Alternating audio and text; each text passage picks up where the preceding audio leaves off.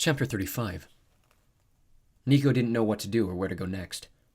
The lava fields churned below him, and the land sloped gently downward. Minoides had told him to follow the trail to the left until you reached the swamp, but Nico hadn't found any such trail yet.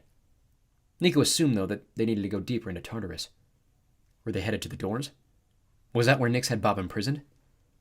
The ground shuddered, and Nico waited to see if Will would wake up, but he continued to snooze soundlessly. Had that shudder been Tartarus taking a breath?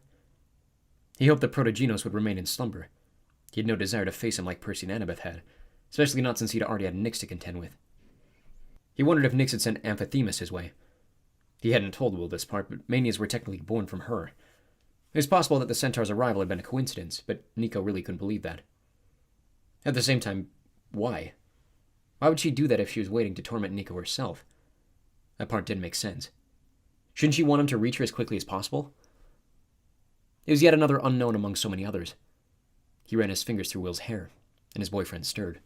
"Shh," said Nico. "Go back to sleep. We're safe now." Will yawned. "Nah," he said, rubbing his eyes. "I just need a quick nap." He sat up slowly, and Small Bob woke up too, arching his back and yawning. Nico noticed that Will's skin looked a little waxy, like it had in the underworld prior to them finding Gorgira. "Eat some ambrosia," said Nico. "Please?" Will smiled at him. "Your cheek looks better," he said, rummaging in his knapsack. "The scars might be kind of cute." Nico rolled his eyes. "Don't start with that." "Well, it's true." He munched on an ambrosia square. "It'll also make you more intimidating." "Now that is much more interesting," Nico said. "I could always go for more intimidating." Will scoffed. "Like you need it." The two of them sat in silence as they watched the spurting, hissing magma. It was Will who vocalized what Nico had just been thinking. "I don't know what we should do next, Nico," he said. "This place, it feels like it goes on forever." "I know. It's hard to wrap your mind around. Now I get what you meant before about how Tartarus presses down on your spirit. I don't know how else to describe it, but it's heavy." Nico nodded. "I know this is hard for you," he said, "being down here for all this time. But you're doing pretty well, all things considered." "You think so?" Nico leaned over and kissed Will's temple. "Yeah, I do." "I think we're doing well," Will said. "You realize we basically just had our first real fight, right?" Nico raised an eyebrow at Will. "Did we?" "I don't know. Things felt a little intense before I fell asleep." "They did," said Nico. "I was annoyed, and scared, and confused." Will cuddled closer. "Me too, Nico. And it's like this place is pushing us to that point." "Yeah, it does that." He went quiet. "And I think it's worse when you're alone." Will sighed. "I'm really sorry I left you." Nico leaned away. No, that's not what I was referring to. I was talking about the last time I was here." "Oh," said Will, and his face fell. "It's one thing to hear you talk about it, and another to actually experience it. You were in Tartarus for days. I've been here maybe a few hours, and I'm already losing it." "No, you're not," said Nico. And then much quieter.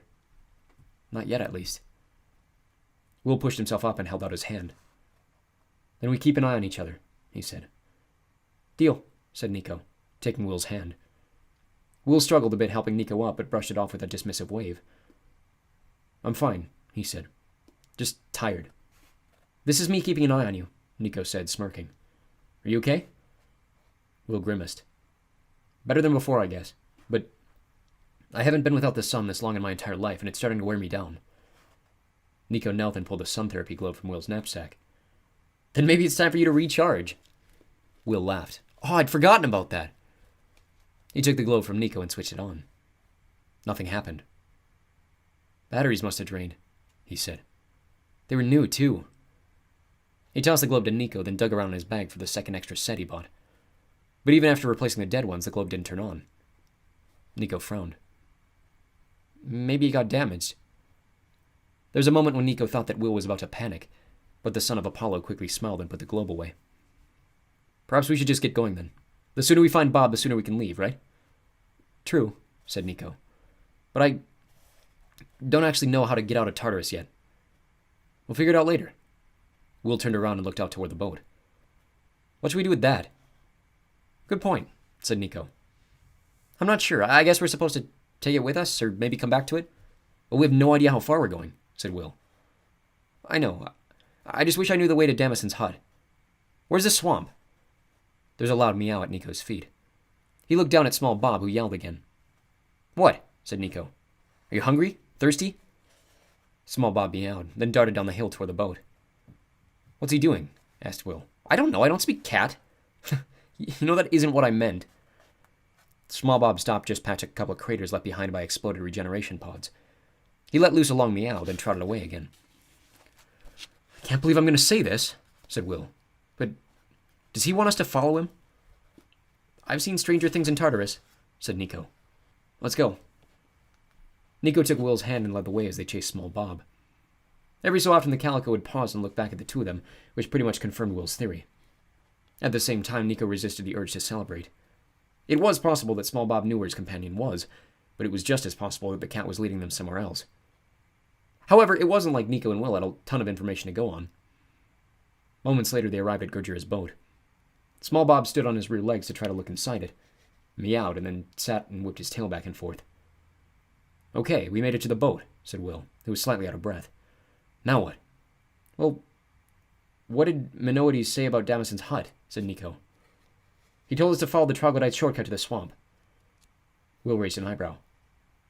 Maybe he meant that literally. Huh? Like, the troglodyte shortcut was the Acheron, right? So what if we're supposed to literally follow it to the swamp? Oh! Nico widened his eyes. Because it might take us to the exact swamp he was talking about. Will nodded enthusiastically. I think that's our best option right now. Meow! Small Bob pawed at the air. I think Small Bob just voted yes, said Will. Well, let's do this then, said Nico, and he lifted the cat into the white canoe.